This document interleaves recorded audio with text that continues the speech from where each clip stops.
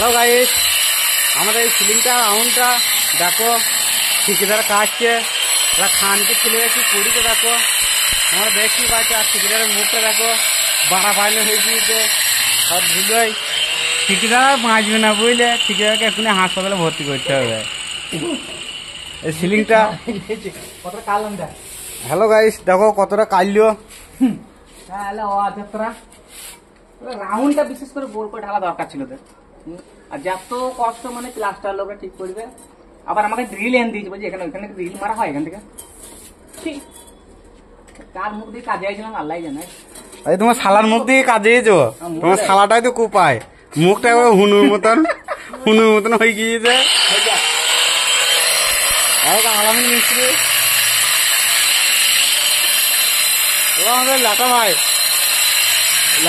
Board সুদা করতে হয়েছে না, যদি মিস্ত্রি হয়ে যেতে। দেখো